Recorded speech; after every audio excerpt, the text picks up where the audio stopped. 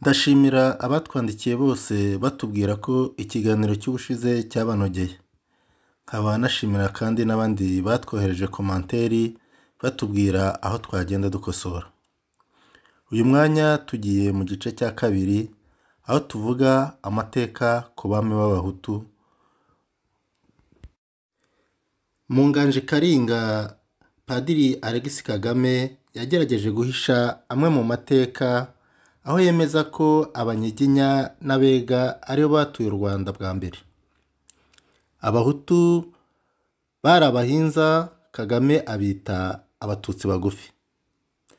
Nyamara ubushakashatsi bwerekana ko mbere y'umwaduko w'ingoma Nyiginya hariho abami b'Abahutu bita Abahinza. Umupadiri bitaga Rudoviko w'umuhanga mu by'amateka kandi wakoze n'ubushakashatsi ku mateka y'u Rwanda ahagana mu mwaka w'1940 wanditse ibyo yabwiwe, ahamya ko nk'Ababanda bari Abahutu bategekaga Nduga. Hari n'umumisiyoneri w'umugatolika bitaga Padiri Terebura, Padiri Brad, nawe arabishimangira. Reka turebe izo ngoma na bamwe mu baziyoboye. Iyo usuzumye neza imitegekere yari iriho mu Rwanda rwo hambere, imitegekere y'Abahutu yari irimo ibyiciro bibiri. Hari Abahutu bari bafite ingoma zo hambere, ingoma za kera, hakaba n'ingoma za nyuma zo mu majyaruguru, kimwe n'ingoma zo mu burengerazuba bw'epfo. Ingoma y'Abenengwe. Ingabo y'Abenengwe yitwaga Nyamibande. Bategekaga Ubungwe. Ni igihugu cyabumbaga Ubusanza bw'Amajyepfo, Ubufundu, Nyaruguru, Bashumbanyakare n'Ubuyenzi. Ikirangabwoko cyabo cyari ingwe. Umwami wari uriho ku mwaduko w'Abanyiginya yari Rwamba, akaba yari atuye mu bya Nyakizu muri Butare y'ubu. Hari abamukomokaho bita Abenerwamba. Undi mwami w'Umwenengwe wategekaga igihugu cye kijya gutsindwa n'u Rwanda ni Samukende, umugabo wa Nyagakecuru mu Bisi bya Huye. Umuhungu wose Samukende ari we Rubuga yaratsinzwe maze igihugu cye kigarurwa n'u Rwanda. Aha ku Benengwe babavugaho byinshi. Hari abavuga ko bakomoka i Burundi, hari abavuga ko ari n'ubwoko bw'Abatutsi. Ibyo byose ni ibintu bituruka kuri icyo gitabo cya Alexis Kagame n'abandi Batutsi baba bashaka kwerekana ko abantu bose babaye ibihangange bose ari Abatutsi.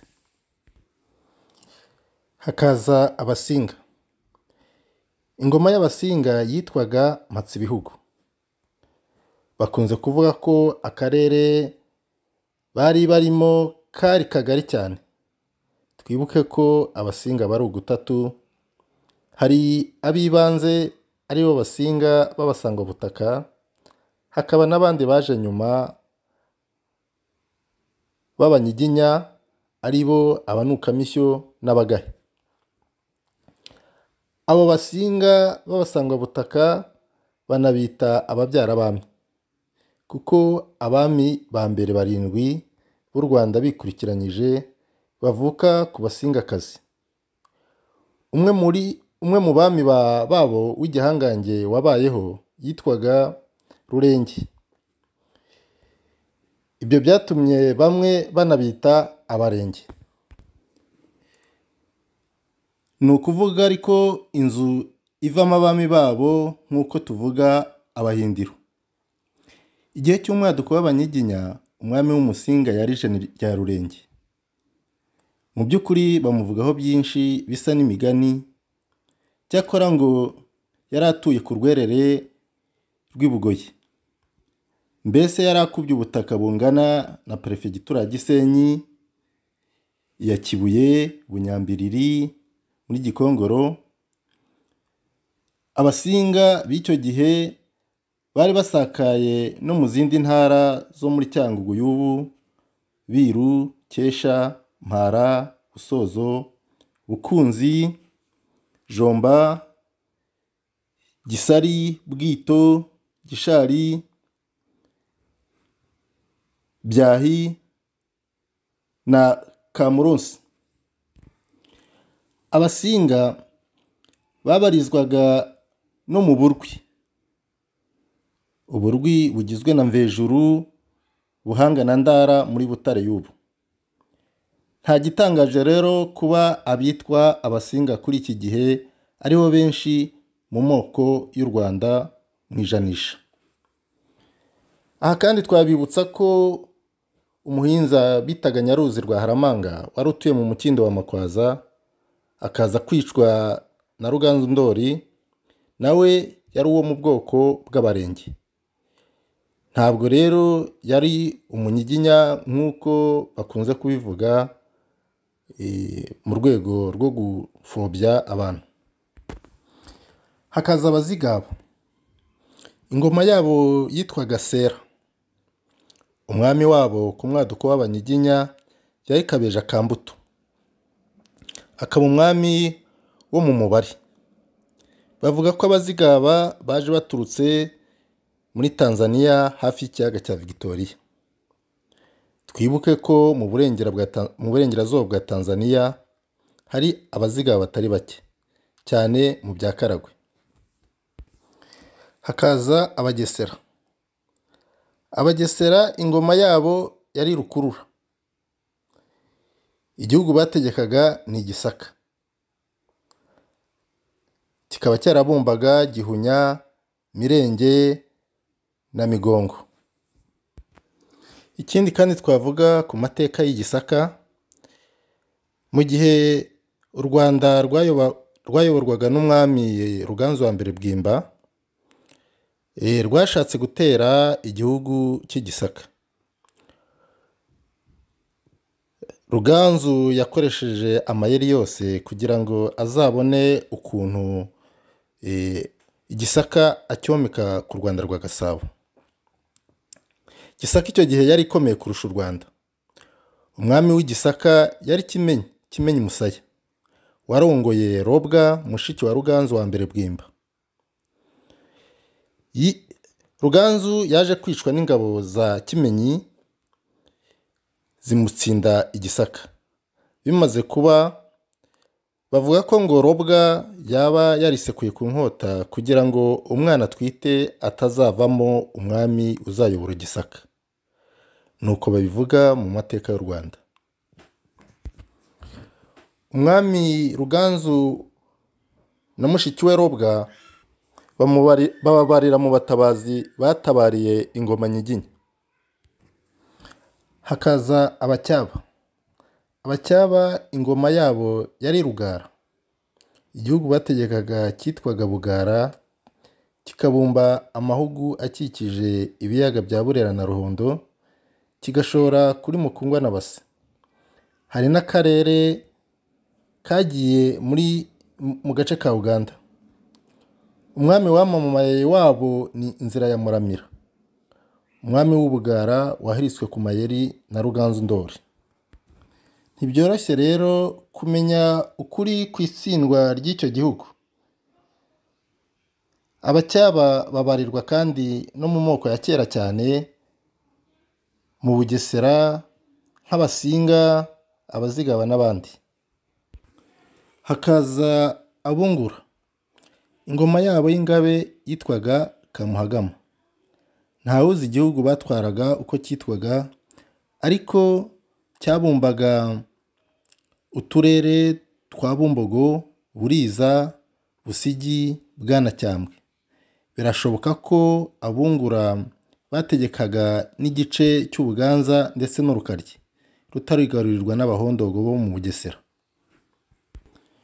Abungura ikirangabwoko cyabo kikaba cyari Ifundi. Hakaza Ababanda. Ingoma yabo y'ingabe yitwaga Nyabahinda. igihugu cy'Ababanda cyitwaga Nduga. Bakundaga kuvuga ngo Nduga ngari ya Gisari na Kibanda. Gisari ni muri komine Ntongwe, naho Kibanda iri muri komine Nyamabuye. Nduga ngari yari ibumbye uturere twose twa perefegitura ya Gitarama, ukongeraho komine Nyabisindu, Busanza yo mu majyaruguru, hakaza Shyanda na Ntyazo na Muyira zo muri perefegitura ya Butare. Ababanda bigeze no kwambuka Nyabarongo, bagura igihugu, batera u Rwanda ku bwa Mibambwe wa mbere Mutabazi, bayobowe na Ngoga mwene Mashira, umwami w'Induga. Buhiraga inka zabaho mu Muhima wa Kigali ngo Abahima ntibahakandire. Umwami uheruka wabayeho w'ikirangirire ni Mashira wa Nkuba ya Sebugabo. Ntabwo Mashira yari mwene Sebugabo nk'uko bamwe na bamwe bakunze kubivuga. Mashira bamushyize no mu mandwa baramubandwaga, cyane cyane abo mu Nduga nyine ukuyemo imfura. Yari afite ingo enye zikurikira: Kibanda muri komine Nyamabuye, Cyubi muri komine ya Rutobwe, Kigina cya Ndiza, hakaza urugo rwa kane rwari Nyanza muri komine ya Nyabisindu. Mu Burundi hari umuryango w'Ababanda ubarirwa mu Batutsi. Nyamara kandi hari abitwa Abashira ngo bakomoka kuri Mashira, ariko bo bakaba Abahutu. Ikizwi nuko mu Rwanda rwo hambere bakunze kuvuga ko nta mubanda w'Umututsi ubaho. Ibyo bivugwa hanini biturutse kuri bamwe mu Babanda bitwa Abatutsi, cyane muri Nyaruguru ho muri Gikongoro. Dore muri make uko Ababanda bari batuye mu Rwanda mu mwaka w'1960. Ahanini ni igipande gihurutuye kuva mu Rwankeri ho mu Ruhengeri kikamanuka gisesa mu Marangara ya Gitarama, unyuze mu Buhoma no mu Bushiru, ugakomeza no mu Bukonya, mu Kingogo, Ndiza.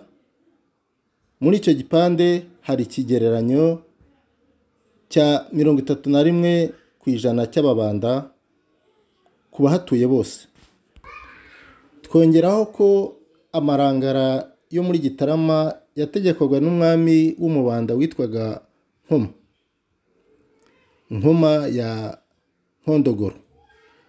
Bakongera ngo ikirozi cyo mu Marangara kitarogera ubusa nk'abanone. Mu by'ukuri Amarangara yari afite ubwigenge bucagase, ariko abami babo bakagengwa n'umwami w'Induga mwene wabo. Umwanzuro ku ngoma z'Abahutu hano hari Padiri Leo Derimasi wabaye Nyanza igihe kirekire akora ubushakashatsi ahagana mu mwaka w'1940. Ahamya mu gitabo cye yise Genealogie ko abagabo bajijukiye ibintu bya kera.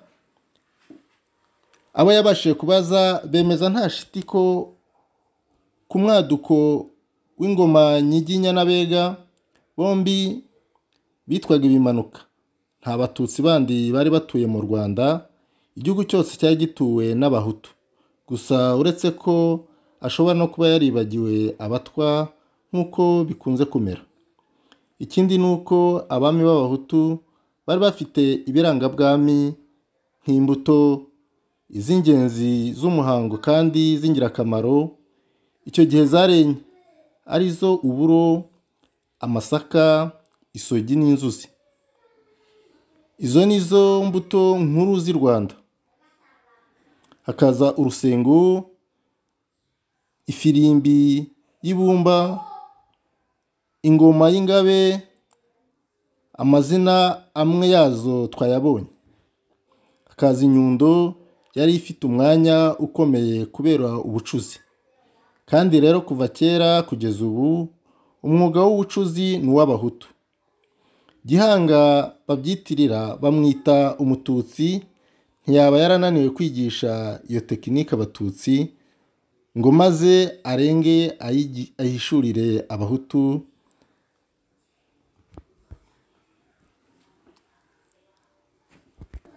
Aha rero bigaragara ko hari amateka amwe n'amwe bagiye bandika uko bishakiye, ntibashaka kwerekana ukuri aho kuri, ahubwo bagashaka kwerekana ubuhangange bw'ingoma y'Abanyiginya. Inyundo yitwaga Nyarushara. Ingwe hamwe na hamwe nko mu Nduga, iyo nyamaswa yari ngombwa. No ku ngoma Nyiginya abami biswe abambarangwe. Ingwe yarangaga ububasha bukomeye kandi ikaba ikimenyetso ko abaturage barinzwe n'ingwe. Ntacyo bagombaga kwikanga. Ibyo birangabwami byatumaga umwami yamamara, agatinywa ndetse akubahwa. Niwe watangaga uburumbuke bw'imyaka. Ikindi ni uko yategekanaga n'umugabekazi. Akunganirwa n'abiru bari bashinzwe kumenya ingoma no kuboneza imihango mu ibanga. Bityo ubwami bwari bubumbye inzego ebyiri, urwa politike n'urw'imihango cyangwa iyobokamana. Bene ubwo butegetsi abahanga babwise royauté sacrée mu rurimi rw'Igifaransa. Ingoma Nyiginya yatangiye yigana byinshi mu byari ibirangabwami by'abahutu, yiyongereraho ibyayo buhoro buhoro. Mwese muzi ko Abanyiginya batahingaga, bororaga inka zabo. Ariko muri filozofi yabo kugira ngo bagende bigarurira abahutu buhoro buhoro, bagiye babeshya ko umwami avukana imbuto. Ugasanga umwana aravutse, apfumbase imbuto z'isogi n'inzuzi. Ibyo byose rero yari filozofi kugira ngo bagende bigarurira abahutu, babereke ko nabo bazajya batanga uburumbuke mu gihugu. Turebe ingoma z'abahutu mu Rwanda rwa vuba, zo mu majyaruguru no mu burengerazuba bw'epfo. Izo mu majyaruguru ahagana mu kinyejana cya 17. Ingoma zo mu majyaruguru tuvuga ni izari ziri muri perefegitura ebyiri z'ubu, Gisenyi na Ruhengeri. Wavuga ko abatutsi bategetse u Rwanda rwose uko turuzi ubu yababeshye, kuko mu by'ukuri ibihugu byo mu majyaruguru y'u Rwanda tuzi neza ko abatutsi bahategetse ari uko bahoherejwe na Musinga cyangwa Rudahigwa.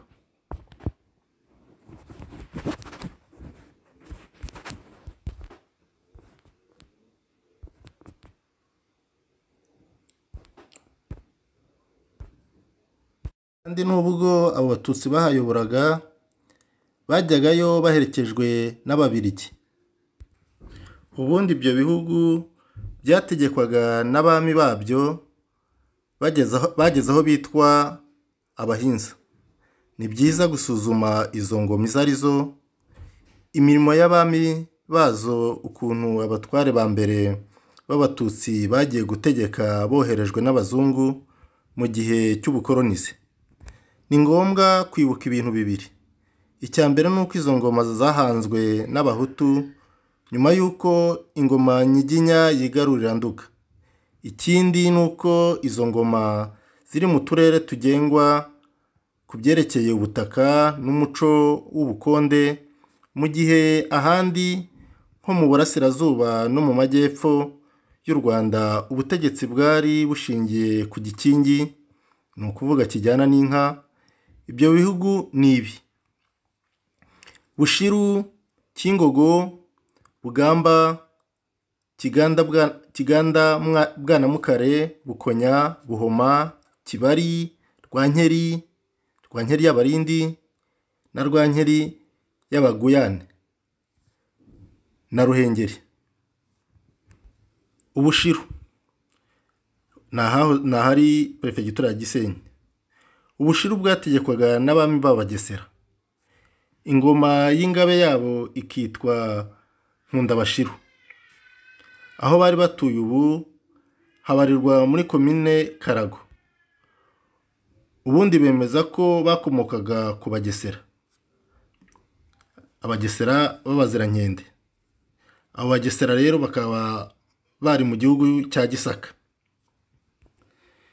Birashoboka kuko mu Gisaka higeze impamvu zatumye imiryango myinshi ihunga cyangwa isuhuka. Abagesera benshi aho bari hose bakunze kuvuga ibisekuruza byabo bakagusha kuri Kimenyi cya Ruregeya. Hakaza Kingogo. Kingogo ni muri Gisenyi. Abami bacyo ni Abazigaba. Ingoma y'ingabe yabo ikitwa Simugomwa. Niyo ikunze kuvugwa cyane. Hakaba Sumba kuva ku mwami Bwoya. Babarizwa muri komine Gaseke na Satinski. Babaga Hindiro ho muri Satinski na Kabuye. Hakaza Bugamba, Kiganda naho ni muri Gisenyi. Aha hategekwaga n'abami b'Abagesera. Ingoma y'ingabe yabo ikitwa Kayenzi. Nyuma yaje kuba iravumera ku bwa Nkwakuzi wa mbere Ruvugamake. Bari batuye ku misozi iri muri komine ya Kibirira. Hakaza akandi gahugu kitwa Bwanamwari nako kari mu Gisenyi. Abami bari Ababanda. Nta ngoma y'ingabe izwi. Abo bami aho bari batuye ubu ni muri komine Giciye. Hakaza kandi gahugu k'Ubuhoma. Abami bako bari Ababanda. Ingoma yabo nayo ntabwo izwi. Ubu aho bari batuye ni muri komine Nyamutera. Hakaza Kibari. Kibari nayo yari ifite abami b'Abega. Aho hakaba ari muri perefegitura ya Ruhengeri y'ubu. Ingoma nayo ntabwo izwi. Umurwa wabo wari Gihinga cya Nyarutovu muri komine Nyarutovu. Hakaza Rwankeri y'Abarindi. Aho naho ni mu Ruhengeri. Abami bari Ababanda. Ingoma y'ubwami yitwaga Kabuce. Imisozi bari batuyeho ubu iri muri komine Nkuri. Hakaza Rwankeri y'Abaguyane. Aho naho ni muri Ruhengeri. Abami bari Ababanda. Ingoma ni Ndahaze. Aho bari batuye ni muri komine Nkuri. Hakaza abami b'Abasindi babarizwaga muri komine perefegitura ya Ruhengeri aho bita Ruhengeri. Ingoma yari Bazaruhagaze. Aho bari batuye ubu ni muri komine ya Kigombe na Kinigi. Imirimo y'abami b'Abahutu. Umwami w'Umunyiginya w'u Rwanda yari ategetswe kwagura igihugu, kabone n'ubwo yaba ashinzwe inka nka Cyilima. Naho umwami w'Umuhutu mu bihugu tumaze kubona, imirimo yose yari ashinzwe yagushaga mu kintu kimwe cy'ingenzi: kwita ku burumbuke bw'imyaka n'ubwororoke bw'abantu ndetse n'amatungo. Ibyo byagendaga mu nzira eshatu. Iya mbere yari iyo kuboneza umuhango wo gutera imbuto. Izo mbuto turibuka ko ari amasaka, inzuzi, uburo. n'isogi. Iya kabiri yari iyo kuvuba, kumanura imvura, bikajyana n'ububasha bwo kuzimya amapfa. Iya gatatu yari iyo kuvuma udusimba twicaga imyaka. Iyo mirimo rero yo kumenya uburumbuke yatumye bene uwo mwami banamwita umuhinza. Muri make rero ngayo mateka y'ingoma z'abahutu zabayeho muri ibyo byiciro bibiri. Ntabwo rero mukwiye kujya kenshi mwumva abantu bagoreka amateka bavuga ko u Rwanda rwabanje guturwa n'aba, bakabeshya ko abahutu baje bahasanga abanyiginya. Ibyo ni ikinyoma cyambaye ubusa. Abandi bavuga ko abahutu ntacyo bashoboye, aho mwumvise ingoma bayoboye n'ibitero bagiye bagaba cyane ku bwa Mashira bambukanya Barongo. Ibyo byose rero ni icyerekana ko abahutu bari bashoboye bo muri icyo gihe cyo hambere. Nubwo bamwe bagiye bagira uburangare, ingoma zabo zikagenda zitakara, ariko ingoma zabo zabayeho. Mbaye mbashimiye rero ku bantu mwese mwakurikiye iki kiganiro. Ubutaha tuzabagezaho ingoma nyiginya, uburyo yagiye yagura u Rwanda. Murakoze.